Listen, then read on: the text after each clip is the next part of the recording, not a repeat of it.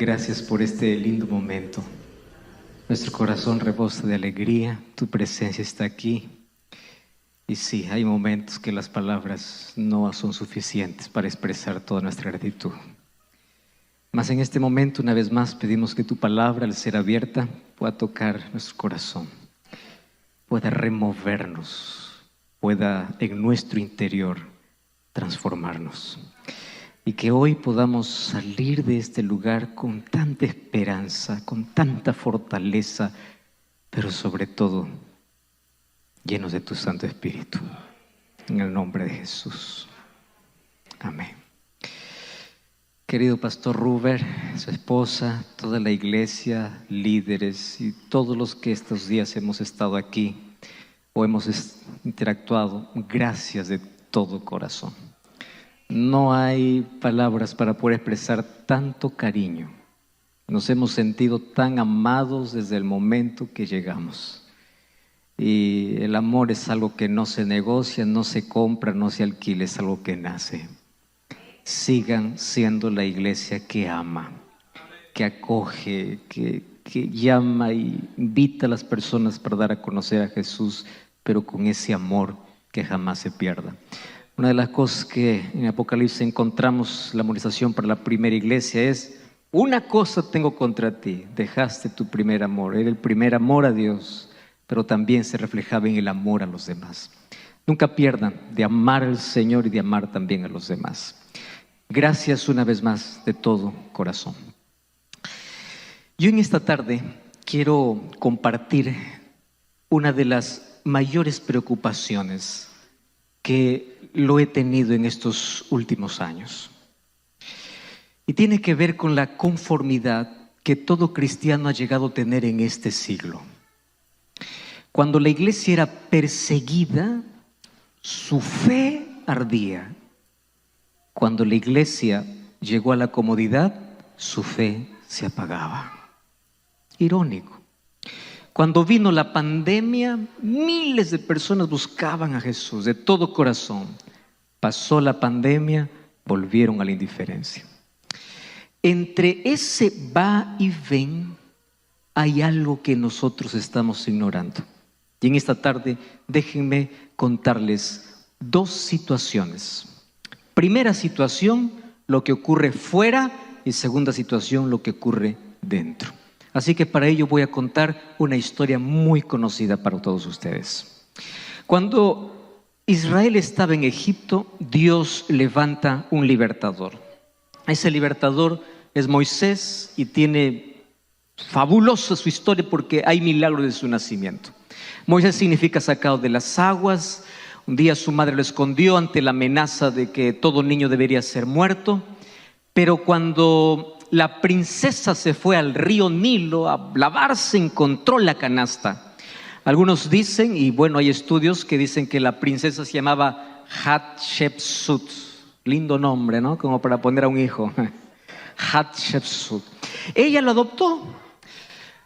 Moisés primero fue educado por su madre, pero los primeros años de educación que recibió en casa fueron suficientes como para poder enfrentar toda la vida. Educación. Muy poco se habla de la madre de Moisés, pero esa mujer fue todo lo que preparó el corazón de aquel grande líder.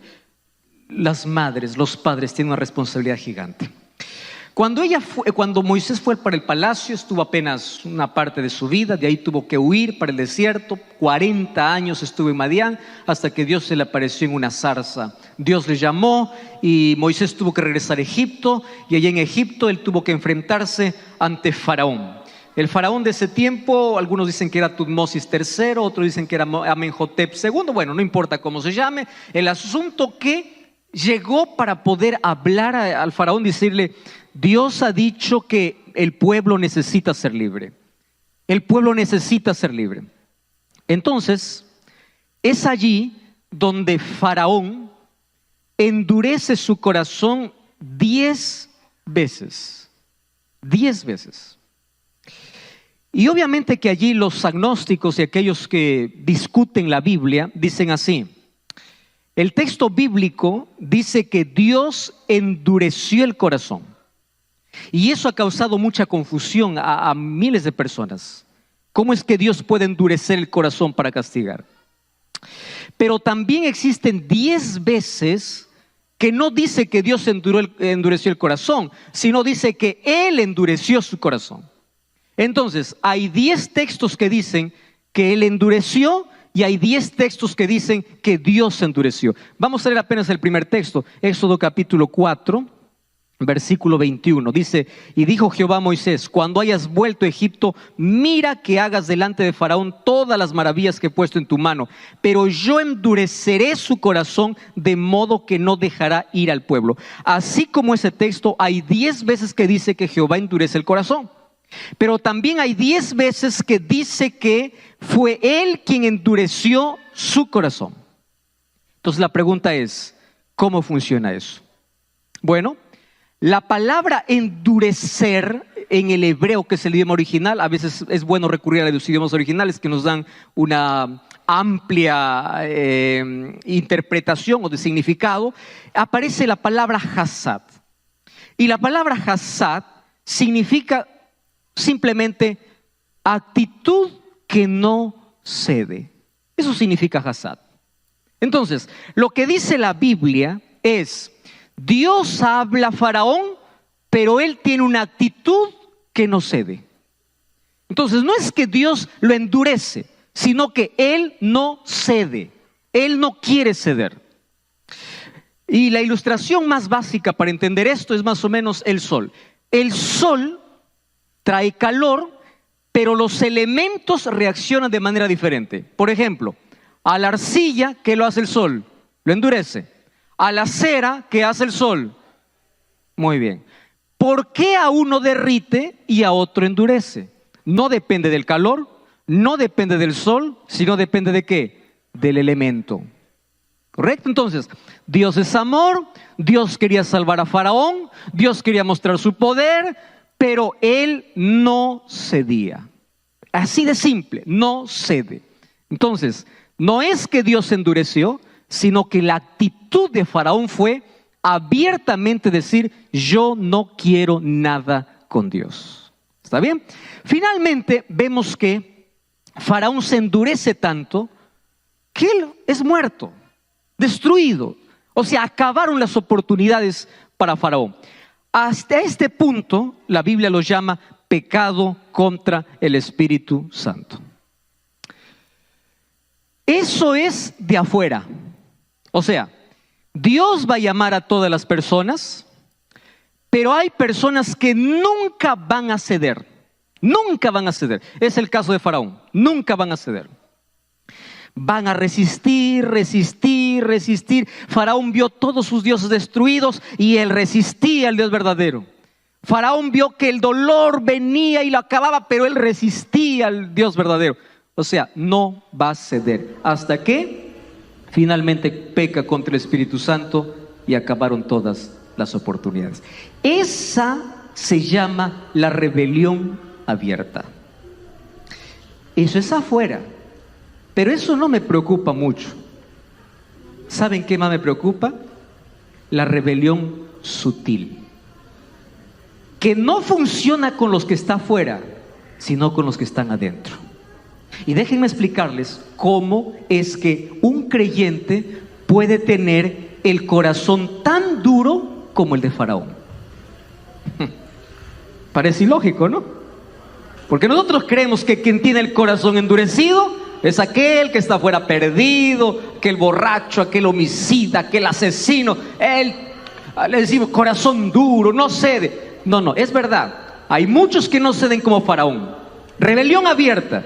Pero hay otros que tienen una rebelión sutil. Y déjenme aquí resumir esta historia en el pueblo de Israel. El pueblo de Israel salió con brazo poderoso, vio milagros, vio maná caer del cielo, agua salir de una roca, una nube les protegía en el día, una antorcha de fuego en la noche. Vio tanto milagro y ninguno entró. Ustedes saben quiénes entraron de los que salieron de Egipto. Solo dos: Josué y Caleb. ¿Qué sucedió con todos los demás que salieron? Murieron en el desierto. ¿Por qué no entraron a Canaán? Por tres cosas que yo lo llamo las tres Is de la perdición. Primera I, ingratitud. Segunda I, indiferencia. Y luego voy a hablar sobre nuestra realidad. Ingratitud, indiferencia y incredulidad. Es fácil decir yo creo en Dios, pero en la realidad creer no es el conocimiento cognitivo. Creer demanda más, porque los demonios también creen y tiemblan. ¿Qué tipo de creer tenemos? Entonces, incredulidad, indiferencia e ingratitud permitieron que ellos no permitieron que ellos puedan entrar. Finalmente ellos se rebelaron contra Dios al mismo estado de la dureza del corazón de Faraón. Entonces aquí yo quiero expresarles mi mayor preocupación hoy. El problema no está con aquel que se endurece fuera. El problema está con aquel que se endurece dentro. Y eso es más peligroso. Y yo aprendí una frase hace algún tiempo atrás que a mí me llamó mucho la atención. Escúchenla, mastíquenla, saboréanla y reflexionen en ello. Dice así: la extrema familiaridad con las cosas espirituales pueden traernos insensibilidad. Y voy a repetir esto y luego lo voy a explicar. La extrema familiaridad con las cosas espirituales puede traernos insensibilidad. Voy a tocar así brevísimo por el tiempo que tengo corto hoy. ¿Cuántas veces escuchaste que hay que orar? La primera vez que escuchaste dijiste, sí, tengo que orar, esta semana oro. Segundo sermón, ya no eres tan tocado. Tercer sermón, un sermón más de la oración. ¿Cuántos sermones de oración escuchaste? Cuando tú escuchas un sermón y no aplicas para tu vida, estás endureciendo tu corazón igual que Faraón. No necesitas decir al Señor, no, yo no quiero nada contigo. Simplemente necesitas escuchar y no obedecer. Dios te dice, este es el camino, y tú dices, pues yo sigo en mi camino, yo estoy cómodo, yo no cambio, yo sigo es igual, yo sigo así. Y yo le voy a decir aquí una cosa pesada. Si durante esos 3 días ustedes vinieron aquí y después de esos 3 días la vida continúa igual, solo se habrá perdido tiempo. ¿Por qué? Porque la palabra de Dios, cuando se escucha, para que el corazón no se endurezca, ¿qué cosa tiene que haber? Respuesta, obediencia. Cada vez que el ser humano encuentra la luz y sigue en la oscuridad, ¿qué cosa está haciendo? Endureciendo su corazón. Y en esta tarde yo les voy a decir, peligroso es saber y no hacer. Peligroso es conocer la luz y continuar en oscuridad. Peligroso es escuchar la voz de Dios y no hacer cambios en la vida.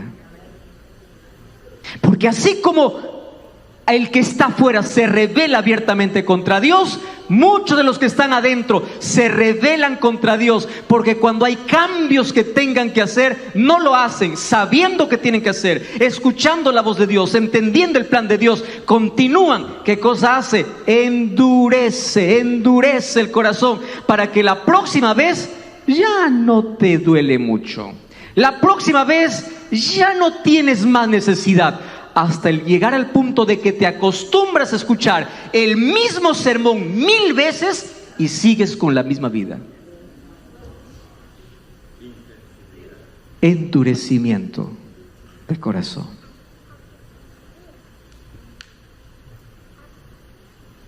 Y déjenme esta tarde decirles que existen 3 actitudes que hacen que nuestro corazón se endurezca. Primera actitud: Ustedes saben que el corazón no se endurece, y aquí probablemente alguien me va a malentender y espero explicarlo bien para que no me malentienda.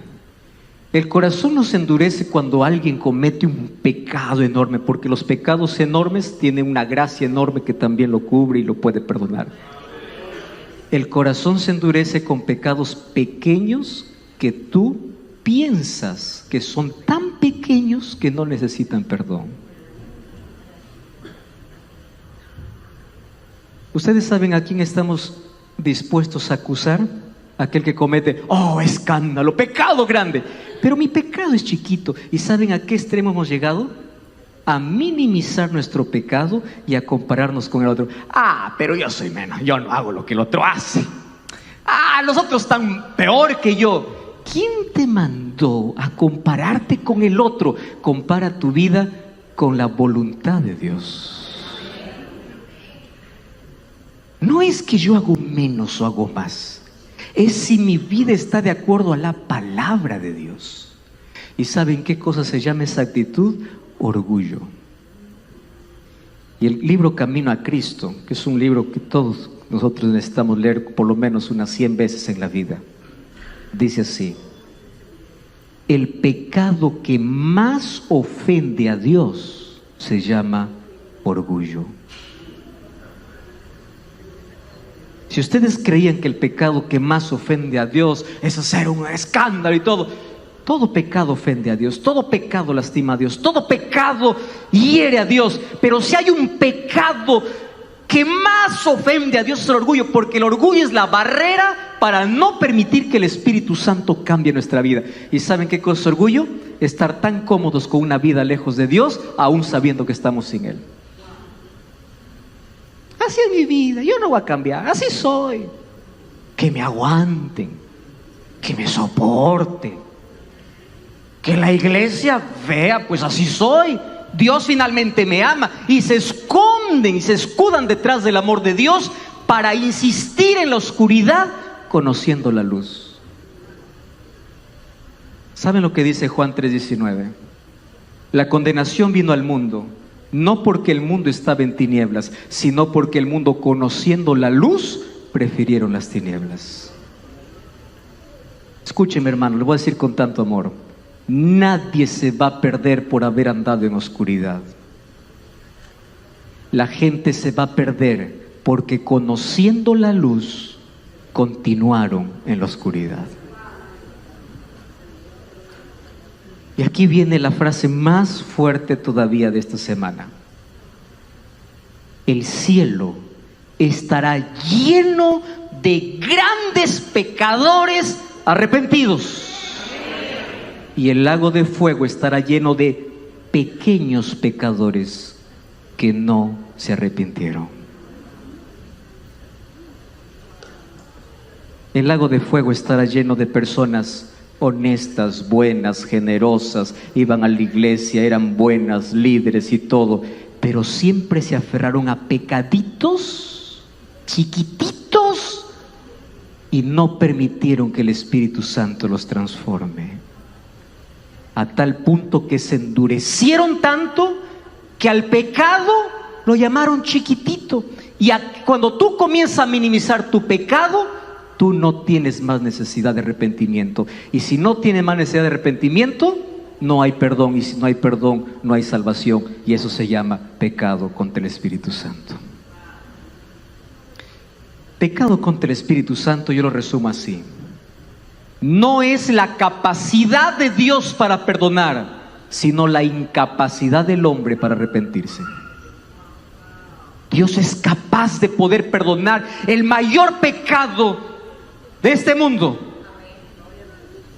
pero el ser humano, cuando se vuelve incapaz de reconocer su pecado y lo minimiza, Dios no puede perdonar, porque donde no hay necesidad de perdón, no hay salvación.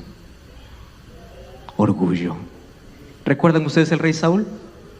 Como creía que era rey, él se atrevió a hacer cosas que... soy rey. Como alguien que dice: yo soy doctor, tengo el título, yo tengo dinero, y como yo tengo dinero, yo hago lo que quiero. Ahí está Saúl. Saúl se atrevió a hacer cosas en contra de Dios porque creía, orgullo, tenía poder, tenía riqueza, tenía liderazgo. Y si ustedes comparan, préstenme atención aquí, el pecado de Saúl con el pecado de David, ¿cuál pecado para ustedes es más grave? ¿El de Saúl o de David? De David.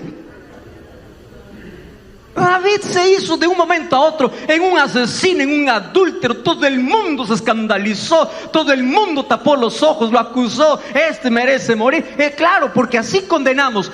Para Dios, el pecado era grande, pero para Saúl, pecados chiquititos, chiquititos, chiquititos. Se aprendió a escuchar la voz de Dios sin obedecer, a desobedecer, hasta el punto que el Espíritu de Dios salió de su vida y fue poseído por el Espíritu de Satanás. O sea, pecó contra el Espíritu Santo.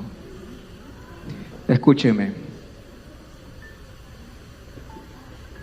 Si escuchamos los cambios que tenemos que hacer y seguimos con la misma vida, nuestro corazón se endurece.